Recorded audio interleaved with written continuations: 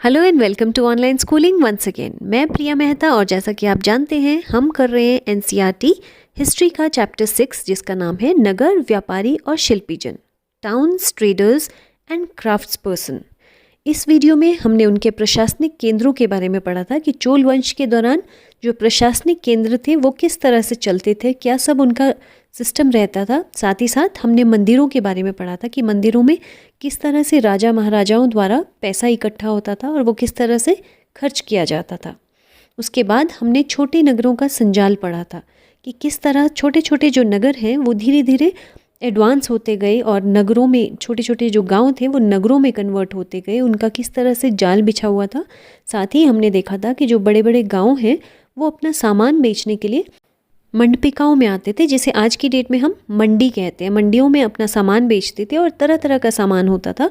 साथ ही क्योंकि अलग अलग दुकानें लगती थी, कोई कुम्हार की, कोई शिल्पीजन की, कोई शक्कर का सामान बनाने वाले की, तो इस तरह से अलग अलग दुकानें थी। तो अलग अलग दुकानों को उस समय हट कहा जाता था, बाद में उसे हाट का नाम दे दिया गया था। साथ ही हमने देखा था कि वहाँ पर जो व्यापारी थे वो अपना सामान बेचने के लिए आते थे, कुछ खरीदने के लिए आते थे, कुछ बेचने के लिए आते थे। और धीरे धीरे उनमें से कुछ व्यापारी ऐसे थे जो स्थायी रूप से वहीं पर बस गए थे, यानी परमानेंटली वो वहीं पर सेटल हो गए थे। और कुछ व्यापारी ऐसे थे जिन्होंने अपना स्थायी रूप से घर तो नहीं बनाया था, लेकिन वो नगर नगर घूमते थे अपने सामान को खरीदने के लिए या कुछ सामान को बेचने के लिए।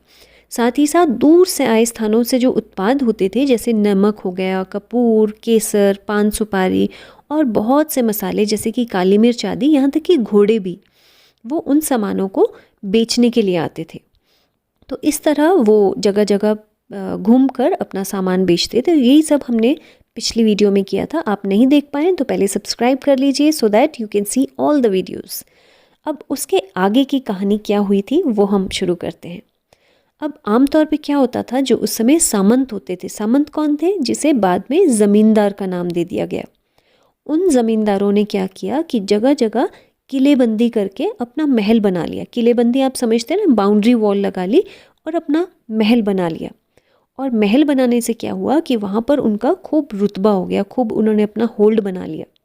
जितने भी वहाँ पर व्यापारी थे, शिल्पकार थे, उनको जब व्यापार करना होता था, अपनी चीज़ों को बेचना होता था, तो ये जो ज़मींदार थे उस पर कर लगा देते थे, यानी कि टैक्स लगा देते थे। और ये जो टैक्स का पैसा होता था, इसको कलेक्ट करने का, इसको मतलब संग्रहण करने का, इकट्ठा करने का जो अधिकार था, वो कभी कभी वो स्थानीय मंदिरों को भी दे देते थे। अब वो मंदिरों को अधिकार क्यों देते थे? सभी मंदिरों को नहीं देते थे, वो सिर्फ उन मंदिरों को अधिकार देते थे पैसा इकट्ठा करने का जो कि या तो उनके ही द्वारा बनाए, यानी उनके अपने मंदिर जो थे, जो उन्होंने खुद बनाए थे, या फिर जो बहुत ही नामी गिरामी लोगों ने बनाए थे, जैसे कि कोई अमीर लोगों ने जो मंदिर बनाए थे, उनको उन्होंने अधिकार दे दिया कि ठीक है, आप इस पैसे को इकट्ठा करो।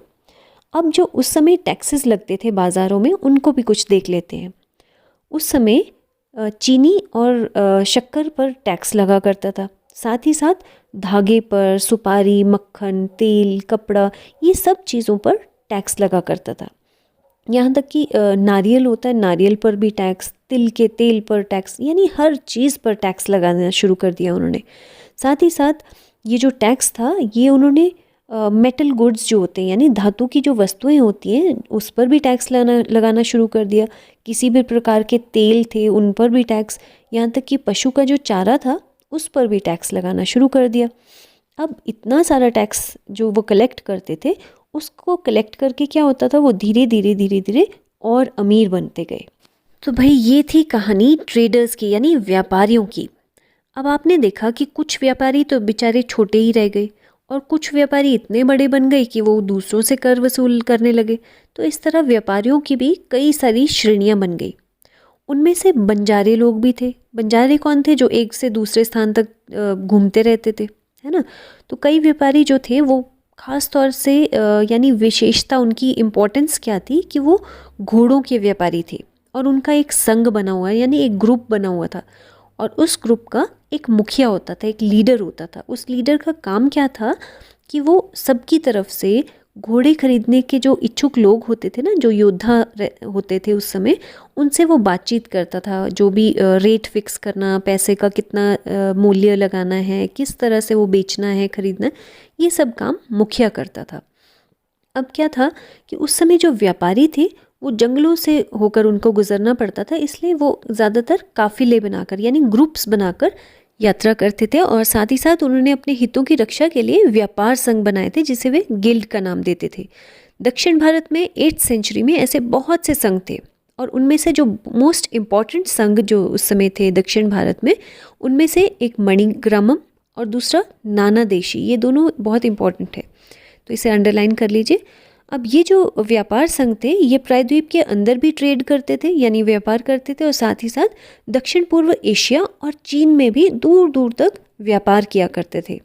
तो इसके अलावा चेटियार और मारवाड़ी जो ओसवाल थे, वो समुदाय यानी वो जो कम्युनिटीज़ थी वो इतनी अच्छा ट्रेड करती थी, इतना अच्छा व्यापार करती थी कि आगे चलकर देश के प्रधान व्यापारी समूह बन गए, यानी कि जो मेन प्रिंसिपल ट्रेडिंग कम्युनिटीज़ थी वही ये बन गई। अब गुजरात के व्यापारियों में जो हिंदू बनिया और मुस्लिम में बोहरा जो थे वो बहुत ही इम्पोर्टेंट समुदाय थे व्यापार की दृष्टि से। दूर दूर तक लाल सागर, जिसे हम रेड सी कहते हैं, उसके बंदरगाहों पर, और साथ ही साथ फारस की खाड़ी जिसे पर्शियन गल्फ कहा जाता है, पूर्वी अफ्रीका यानी ईस्ट अफ्रीका, साथ ही साथ दक्षिण पूर्व एशिया यानी कि साउथ ईस्ट एशिया और चाइना, इन्हीं सब कंट्रीज़ में व्यापार बहुत तेज़ी से फैल रहा था। और इन पत्तनों में यानी इन पोर्ट्स पर क्या चीज़ का व्यापार रहता था? कपड़ों का और मसालों का। और इन कपड़ों और मसालों के बदले में ये लोग अफ्रीका से सोना लाते थे, और सोने के साथ साथ हाथी दांत से बनी चीज़ें भी लेकर आते थे। तो इस तरह व्यापार जो था वो धीरे धीरे बहुत ज़्यादा फैलता जा रहा था। दक्षिण पूर्वी एशिया यानी कि साउथ ईस्ट एशिया से और साथ ही साथ चाइना से वो व्यापार करते थे। किस चीज़ का? मसाले का, टिन का, मिट्टी के नीले बर्तन और साथ ही साथ चांदी का। अब धीरे धीरे क्या हुआ कि जो पश्चिमी तट के नगर थे यानी वेस्ट कोस्ट के जो टाउन्स थे वो पूरे के पूरे अरबी, फारसी जिसे हम पर्शियन कहते हैं इंग्लिश में, साथ ही चीनी, यहूदी यानी ज्यूइश, और सीरिया के जो क्रिश्चियंस थे वो सारे के सारे वहीं पर बस गए। अब इससे आगे थोड़ा ध्यान से सुनना, क्योंकि बड़ा इंटरेस्टिंग है कि किस तरह व्यापार कैसे कैसे बढ़ता रहा। व्यापार कैसे बढ़ा यानी ट्रेड जो था वो कैसे कैसे बढ़ा, बहुत इंटरेस्टिंग है। अगर आप ध्यान से सुनेंगे तो आपको बहुत ईजी भी लगेगा और बहुत इंटरेस्ट बनेगा आपका।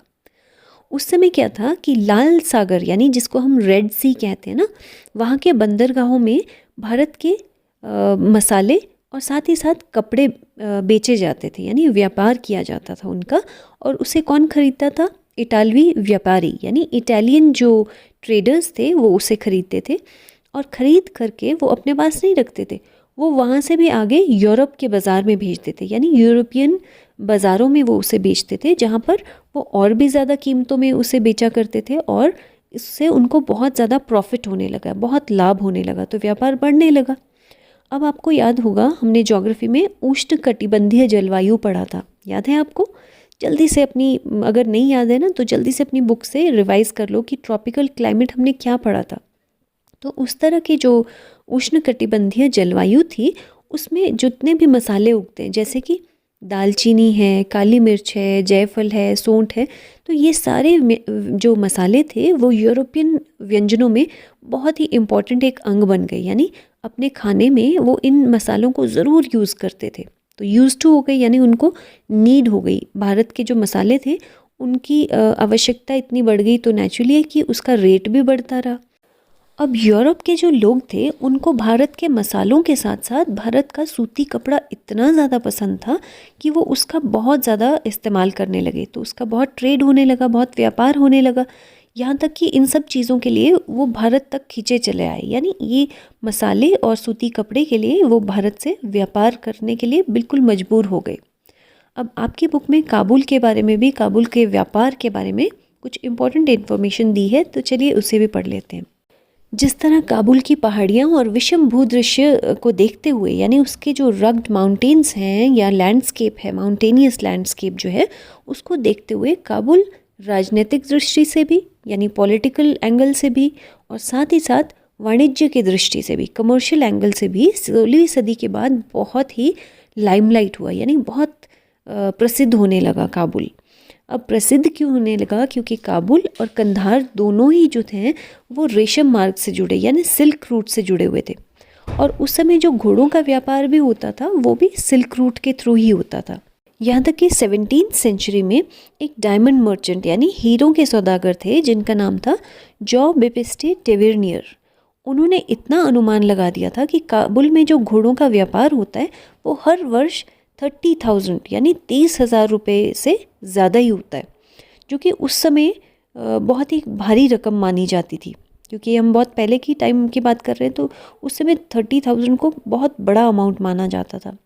साथ ही काबुल में और भी कई चीज़ों का व्यापार होता था, जैसे मेवे, खजूर, गलीचे यानी कारपेट्स जिसको हम नीचे बिछाते हैं ना, तो साथ ही साथ रेशम के कपड़े, ताज़े फल, ये सब चीज़ें ऊँटों पर लद कर जाया करती थी। यानी बहुत ज़्यादा व्यापार जो था काबुल का उस समय बहुत ज़्यादा हुआ करता था। आप हैरान हो जाएंगे कि इन सब चीज़ों के साथ साथ एक चीज़ और का भी व्यापार होता था वहाँ पर, वो था गुलाम यानी स्लेव्स।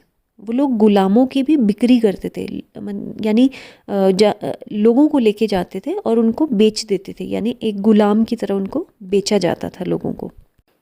तो ये तो हमने पढ़ा बड़े और छोटे व्यापारियों के बारे में। तो चलिए अगली वीडियो में जल्दी ही मिलते हैं जिसमें हम क्राफ्ट्समैन के बारे में भी देखेंगे और किस तरह से अलग अलग क्राफ्ट्स रहते थे वो भी देखेंगे। So see you very soon in the next video. Take care, bye bye.